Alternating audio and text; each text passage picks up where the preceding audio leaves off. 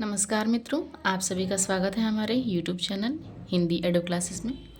आज हमारी यह दूसरी क्लास है और आज हम आचार्य रामचंद्र शुक्ल के महत्वपूर्ण कथनों को हम देखेंगे, जो कि हिंदी इतिहास अर्थात हिंदी साहित्य के इतिहास संबंधी उनके महत्वपूर्ण कथन हैं। तो चलिए शुरू करते हैं आज की हम अपनी क्लास। यहाँ आचार्य रामचंद्र शुक्ल ने अपने से पहले लिखे गए साहित्य ग्रंथों को कविवृत्त संग्रह कहा है।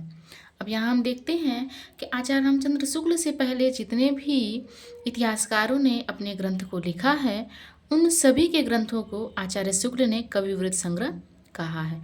क्यों कहा है? क्योंकि उन ग्रंथों में तथ्यों का विश्लेषण कम और कवियों का विश्लेषण ज़्यादातर रहा है। इसी के कारण आचार्य शुक्ल ने अपने से पहले जितने भी ग्रंथ थे, जैसे कि गारसादा तासी का ग्रंथ हो या जॉर्ज ग्रियर्सन का ग्रंथ हो या मिश्र बंधु का हो या शिव सिंह सेंगर का हो, इन सभी के ग्रंथों को इन्होंने कविवृत्त संग्रह कहा है। अब यहाँ हम देखते हैं कि उन्होंने कुछ इतिहासकारों के ग्रंथों को एक विशेष नाम दिया है, जो कि हम आगे देखते हैं। यहाँ आचार्य रामचंद्र शुक्ल ने शिव सिंह सेंगर द्वारा रचित शिव सिंह सरोज को इन्होंने कविवृत्त संग्रह कहा है। अर्थात आचार्य शुक्ल ने शिव सिंह सरोज पुस्तक को कविवृत्त संग्रह कहा है, जिसका प्रकाशन है 1883 ईस्वी।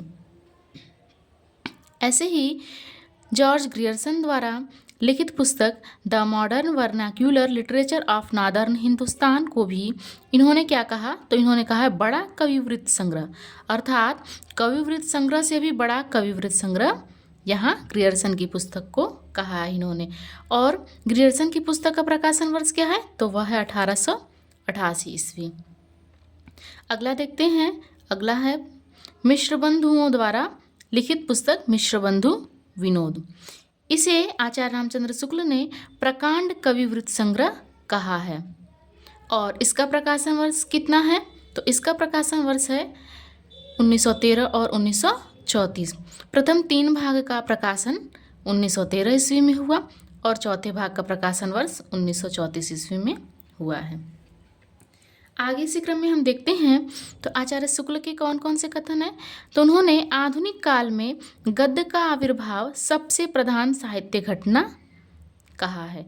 अर्थात आधुनिक काल में गद्य का जो आविर्भाव हुआ है, उसको सबसे प्रधान घटना कहा है, साहित्यिक घटना कहा है। आगे देखते हैं इन्होंने क्या कहा रीतिकाल के विषय में।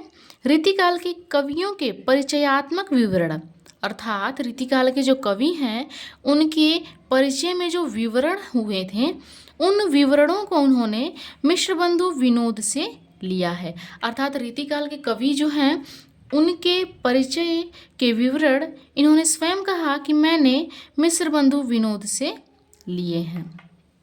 अगला देखते हैं आचार्य शुक्ल के कौन कौन से कथन हैं। आचार्य शुक्ल कहते हैं कि मिश्र बंधु विनोद के अतिरिक्त, अर्थात मिश्र बंधु विनोद के अतिरिक्त सहयोग सामग्री निम्न ग्रंथों से भी मैंने लिए हैं। सिर्फ यहाँ आचार्य शुक्ल मिश्र बंधु विनोद से ही सामग्रियाँ नहीं एकत्रित की हैं, बल्कि कुछ और भी ग्रंथ हैं जिनसे उन्होंने सामग्रियाँ संग्रहित की है। देखते हैं कौन कौन से हैं। पहला है हिंदी कोविद रत्नमाला। इसके लेखक कौन है? तो इसके लेखक हैं बाबू श्याम सुंदर दास। वही है अगला कविता कौमुदी। इसके लेखक कौन है? रामनरेश त्रिपाठी। अगला है ब्रज माधुरी सार। इसके लेखक हैं वियोगी हरि जी।